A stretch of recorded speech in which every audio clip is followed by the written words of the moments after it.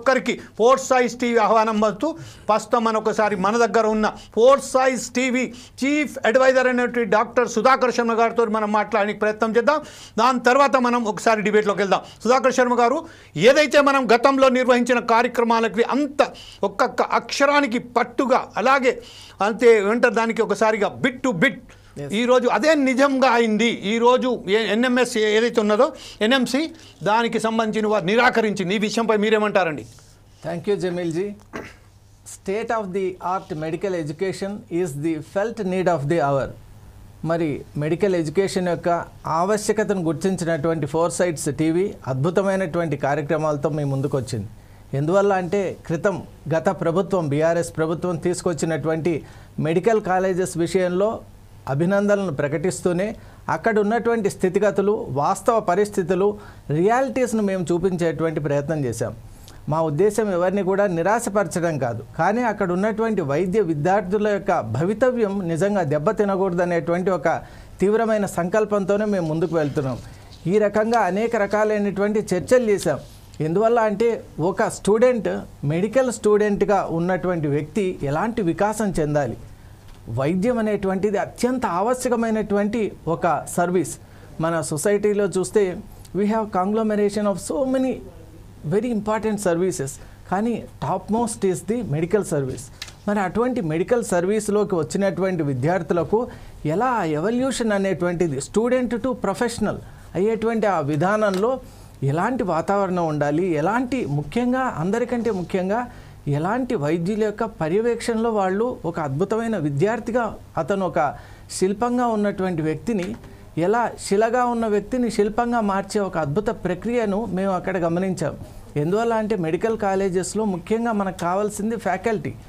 అద్భుతమైన ఫ్యాకల్టీ ఉంటేనే అద్భుతమైన విద్యార్థులు వస్తారనేటువంటి ఒక నిశ్చయమైన భావంతో మేము ఉన్నాం. కాబట్టి ఫ్యాకల్టీ గురించి కూడా ప్రభుత్వానికి అనేక రకాలుగా మేము హెచ్చరికలు చేశాం. ఎందువల్ల అంటే అక్కడ చూస్తే నియామకాలు దాదాపుగా లేవు, ఉన్నా కూడా 2 చోట్ల ఒకరే పనిచేయటం, అలాంటి కొన్ని అంటే ఏదైతే అవాంఛనీయమైనటువంటి విధానంలో ఉంటుందో అలాంటి సంఘటనలు అక్కడ చూసాం.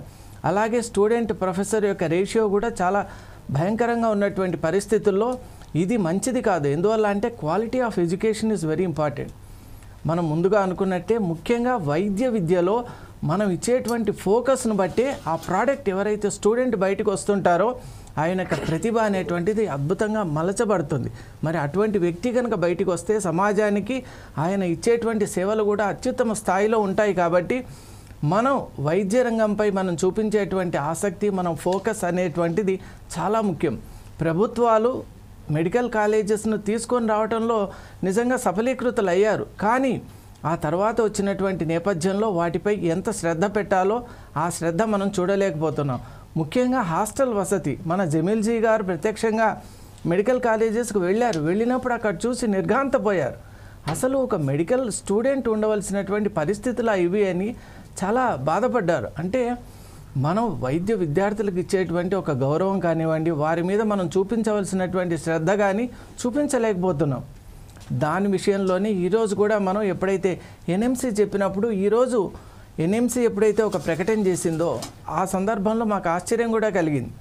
అసలు ఇన్ని మెడికల్ కాలేజెస్ వచ్చినప్పుడు వాటి పర్మిషన్ మీరు లాంగ్ టర్మ్ ఆలోచించకుండా ఎలా ఇచ్చారనేటువంటిది కూడా ఒక పెద్ద ప్రశ్న. ఎందుకంటే నేషనల్ మెడికల్ కమిషన్ అనేది చాలా జవాబుదారీ కలిగినటువంటి ఒక సంస్థ. మరి భారతదేశంలో అత్యున్నత సంస్థగా ఉన్నటువంటి ఈ వైద్య మండలి ఎలా పర్మిషన్స్ ఇస్తూ వచ్చింది? అసలు సైట్ ఇన్స్పెక్షన్ చేశారా? అసలు అక్కడ ఫిజికల్ వెరిఫికేషన్ జరిగిందా? మీకు అక్కడ ఉండవలసినటువంటి ప్రతి ఫెసిలిటీ కూడా అక్కడ అందుబాటులో ఉందా?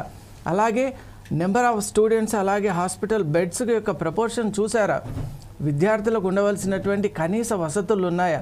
అలాగే కెడావర్స్ విషయంలో కూడా పెద్ద చర్చ జరుగుతోంది.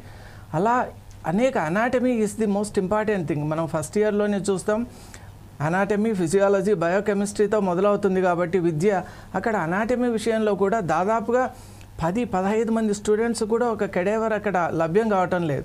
మరి దారుణమైనటువంటి పరిస్థితుల నుంచి మనం బయటికి రావాలి అంటే సిస్టమటైజ్డ్ అండ్ స్టాండర్డైజ్డ్ ఒక విధానం ఉండాలి. ఆ నేపథ్యంలోని ఈనాటి చర్చా కార్యక్రమం ఇది ప్యూర్లీ అకాడమిక్ డిస్కషన్ మాత్రమే. ఈరోజు చాలా మా అదృష్టం ఏమిటి అంటే అద్భుతమైనటువంటి వైద్యులంతా కూడా ఇక్కడ రావటం అనేది నిజంగా ఆనందదాయకం.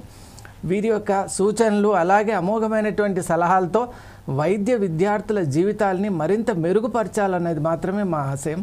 అలాంటి ఆశయంతోనే మనం ముందుకు వెళ్దామని మిమ్మల్ని అభ్యర్థిస్తున్నాను. Thank you very much Sudhakar Sharma గారు. ప్రస్తుతం ఒక డాక్టర్ చెరుకు సుధాకర్ గారి దగ్గరికి వెళ్దాం.